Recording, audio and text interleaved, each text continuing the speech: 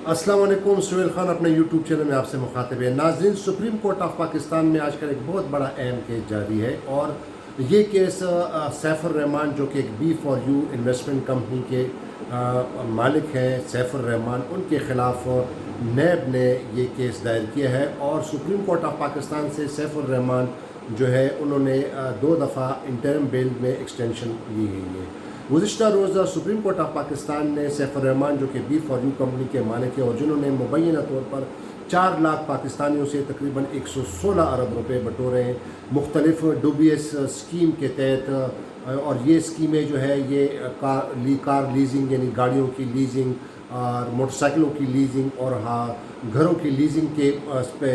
स्कीमों मुख्तलिफ यानी मुबैना जाली स्कीमों के तहत उन्होंने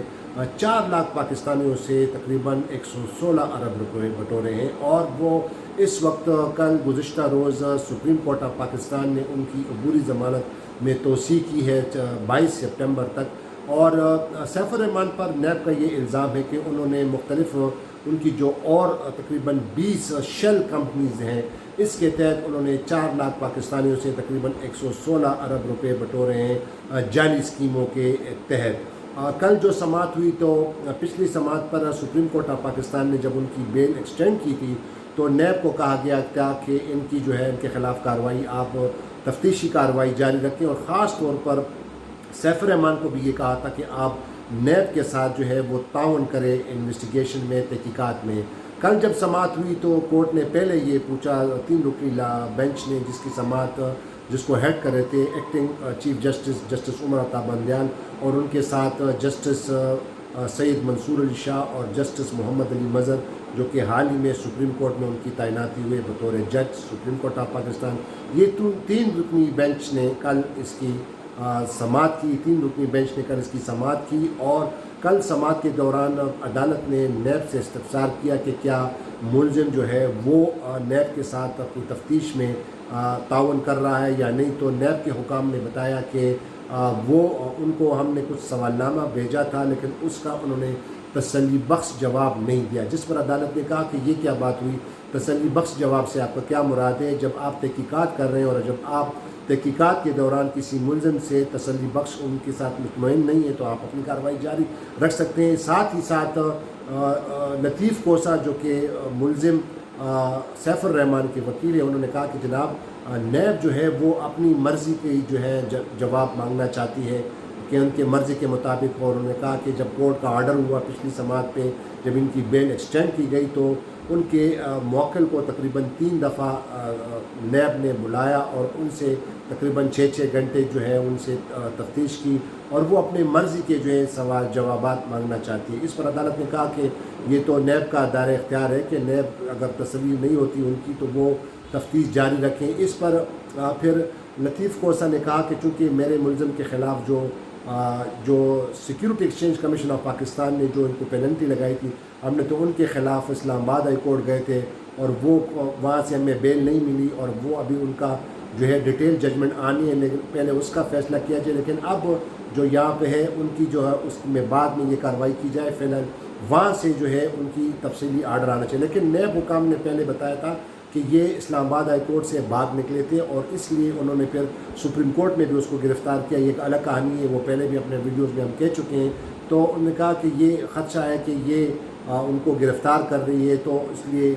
बाद में कोर्ट ने उनका जो है और इंटरम बेल दिया था। सुप्रीम कोर्ट ऑफ पाकिस्तान ने उसको एक्सटेंड की थी और कल उसको दोबारा एक्सटेंड किया गया। लेकिन सुप्रीम कोर्ट ऑफ पाकिस्तान ने ये वाज़ेह तौर पर बताया कि चूँकि 116 अरब रुपए का ये स्कैम है, ये जो WS स्कीम है इसके ज़रिए उस पर इल्ज़ाम है और उस पर कोर्ट ने बड़ी तशवीश का इजहार किया था और ये भी कहा गया था कि अब ये जो है नैब अपनी तहकीकात जारी रखेगा और नैब जो अगर मुतमईन नहीं है उनके सवालनामे पे उनके जवाबात पर मुलजिम के तो वो अपनी तफ्तीश जारी रख सकती है। लेकिन कोर्ट ने ये कहा कि उसने तशवीश ज़ाहिर की कि ये अरबों रुपए का मामला है। तो इस पर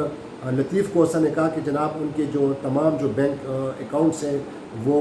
मुंजमद किए गए और उनके 6000 मुलाजिमीन हैं, लिहाजा उनको बड़ी मुश्किलात का सामना है। तो इस पर कोर्ट ने लतीफ़ कोसा को कहा कि जनाब अरबों रुपए का मामला है और आपने हमें ये साबित करना होगा, आपको ये इस्टेब्लिश करना होगा, हमें मुतमईन करना होगा کہ ان کے یہ اکاؤنٹ میں جو 116 ارب روپے ہیں یا جو اربوں روپے ہیں وہ کس مد میں آئے، کس طرح انہوں نے یہ کاروبار کیا۔ آپ کو بتاتا چلوں کہ اس سے پہلے ویڈیو بھی میں نے آپ کو کہا تھا کہ نیب کے حکام کے ذرائع کے مطابق ان کی سیف الرحمان کی تقریباً 20 شیلز کمپنی ہیں جو کہ ان رجسٹرڈ ہیں، اور اس کے ذریعے یہ کاروبار کرتا رہا، اور نہ صرف پاکستان میں بلکہ ان کے باہر ممالک میں بھی یہ کاروبار جو ہے یہ فنکشنل ہے۔ اور انہوں نے کہا تھا کہ سیف الرحمان کی 4 بیویاں ہیں، 4 میں سے ایک بیوی جو ہے وہ ملائیشیا میں جو یہ کاروبار جو ہے وہ فنکشن کرتی ہیں، آپریٹ کرتی ہیں۔ اور نیب کے حکام کے مطابق کمبوڈیا، بحرین، بینکاک، سنگاپور اور نیوزی لینڈ میں ان کی جو ہے یہ کمپنیز فنکشن کر رہی ہے، تو لہٰذا نیب کا یہ خدشہ ظاہر کیا تھا کہ ہو سکتا ہے کہ وہاں پہ جو جتنے بھی پاکستانی ہیں ان ممالک میں شاید انہی WS جو یہ کاروبار کر رہے ہیں اس کا کہیں شکار نہ ہو جائے، تو لہٰذا انہوں نے نیب نے کہا بھی تھا کہ ان کا نام ECL پہ لگایا جائے، رکھ دیا جائے تاکہ یہ باہر بھاگ نہ سکے۔ بہرحال کورٹ نے تو اس کو کوئی وہاں پہ اس کو کوئی ترجیح نہیں دی، لیکن بہرحال اب کورٹ نے بالکل صحیح اب لطیف کوسہ کو یہ کہا ہے کہ اب آپ کو یہ اسٹیبلش کرنا ہوگا، اور ساتھ ہی ساتھ نیب کو بھی بتایا گیا کہ جناب آپ اپنی کارروائی جاری رکھیں اور دوسری سماعت میں اگلی سماعت میں 22 سپٹمبر کو فلی پریپیئر ہو کریں۔ ناظرین آپ کو یہ بتاتا چلوں کہ یہ جو 116 ارب روپے کا اسکیم ہے، یہ جو جعلی اسکیموں کے ذریعے جو نیب جو دعویٰ کرے کہ مبینہ 116 ارب روپے 4 لاکھ لوگوں سے انہوں نے بٹورے ہیں مختلف اسکیموں کے تحت، تو اب نیب تو ابھی تک کوئی شواہد پیش نہیں کر سکی۔ نیب نے کل کورٹ کو بتایا کہ ہم اس پہ اپنا جواب داخل کریں گے، لیکن ذرائع یہ بتا رہے ہیں کہ اب نیب کی یہ پوری کوشش ہے کہ پہلے یہ اس کا سراغ لگایا جا سکے، اور جس طرح کورٹ نے بھی کہا لطیف کوسہ کو، سیف الرحمان کے وکیل کو، کہ جو ان کے جو بینک میں جو اربوں روپے پڑے ہیں تو آپ ہمیں مطمئن کرنا ہوگا کہ ان کے یہ بینکوں میں یہ اربوں روپیہ کہاں سے آیا، کس مد میں آیا، کیا کاروبار کرتا ہے۔ اور دوسری جانب اب نیب نے فی الحال کوئی انڈیویجول کوئی بھی کمپلیننٹ کا ذکر نہیں کیا ہے کہ ان 4 لاکھ پاکستانیوں میں کتنے کمپلیننٹ ہیں جو نیب کو آئے، اور نیب کے نوٹس میں یہ بات لائی گئی کہ یہ WS جو اسکیمیں ہیں اس کے تحت انہوں نے یہ 116 ارب روپے لوگوں سے بٹورے، لیکن بہرحال ابھی تک نیب صرف یہی کہہ رہی ہے کہ چونکہ ان کی یہ کمپنی ان رجسٹرڈ بھی ہے۔ اور ساتھ ہی ساتھ میں نے پہلے ویڈیو میں بھی آپ کو کہا تھا کہ security exchange commission of Pakistan انہوں نے بھی ایک نیب کو ایک لیٹر لکھا تھا جو میرے پاس موجود ہے، اس میں یہ کہا گیا تھا کہ سیف الرحمان کے خلاف ہم نے کارروائی مکمل کر لی ہے، اور ان کی جتنی بھی جو شیلز کمپنیاں ہیں ان کے بورڈ آف ڈائریکٹرز اور ان کے جو ڈائریکٹرز ہیں ان پر ہم نے 5 سال کی پابندی لگائی گئی، اور ساتھ ساتھ ان کو جرمانہ بھی کیا ہے، اور مجموعی طور پر سیف الرحمان کو security exchange commission of Pakistan نے تقریباً 4 ارب روپے کا جرمانہ بھی کیا ہوا ہے کہ جو ان کے مطابق ان کی یہ کمپنی جو ہے یہ انلیگل ہے۔ اور نیب نے بھی یہ بتایا تھا کہ یہ ان کی کمپنی جو ہے، کل عدالت نے بھی بتایا تھا، ان سے پوچھا تھا کہ کیا ان کی یہ کمپنی رجسٹر ہے، تو انہوں نے کہا، نیب نے کہا تھا کہ یہ رجسٹرڈ نہیں ہے۔ تو اب اگر security exchange commission of Pakistan کے اس شواہد پیرائے میں دیکھا جائے اور جو نیب نے جو الزام لگایا ابھی تک وہ تحقیقات کر رہی ہے، تو اب پوری ذمہ داری اب نیب پر بھی عائد ہوتی ہے کہ وہ کس طرح اپنے شواہد اور ایویڈنس پیش کرتی ہیں۔ دوسری جانب جو لطیف کوسہ ہے جو کہ سیف الرحمان کو وکیل ہے، وہ بھی اب عدالت کو مطمئن کریں گے کہ جو ان کے جو کلائنٹ کے جو بینکوں میں جو اربوں روپے پڑا ہوا ہے وہ کس مد میں آئے ہیں، کس طرح انہوں نے یہ کاروبار کیا ہے۔ تو اب 2 دفعہ تو سیف الرحمان کو سپریم کورٹ کی جانب سے اس کی انٹرم بیل میں جو ہے وہ توثیق کی گئی ہے۔ اب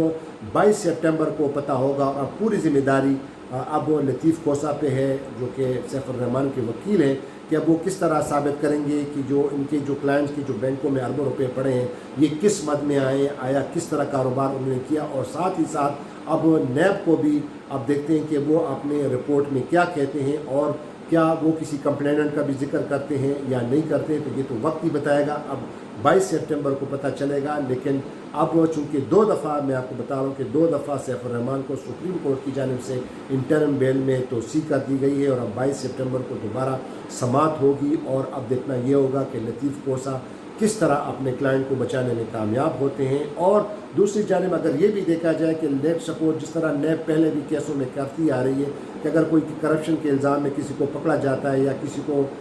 اس کو جو ہے اس کے خلاف کارروائی کی جاتی ہے، تو بعض اوقات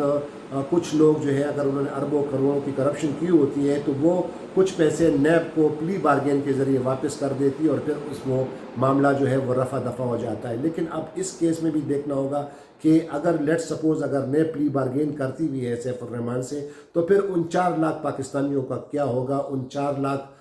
متاثرین لوگوں کا کیا ہوگا جنہوں نے سیف الرحمان کے اس ڈوبیس اسکیم کے تحت انہوں نے یہ پیسے انویسٹ کیے ہیں اور ان کا پیسہ جو ڈوبا گیا ہے. اب دیکھنا یہ ہوگا کہ اس کا اب کیا انجام ہوگا اور اگلی سماعت پر کیا باقاعدہ جو ہے وہ سیف الرحمان کی کسٹڈی جو ہے وہ کورٹ اس کے بارے میں کیا فیصلہ کرتی ہے یا اس کے دوبارہ اس کے انٹرم بیل میں اضافہ کرے گی, یہ تو وقت ہی بتائے گا. لیکن اب تک کے لیے اتنا ہی ہے. اور جس طرح میں نے پہلے آپ کو بتایا کہ ان کی جو 20 شیلز کمپنیاں ہیں وہ بھی ریکارڈ پر اب شاید نیب لائے اور اپنے رپورٹ میں اب کیا کیا شواہد پیش کریں گے, یہ تو وقت ہی بتائے گا. تو ناظرین اب تک کے لیے اتنا ہی, اجازت دیجیے, خدا حافظ, پاکستان زندہ باد.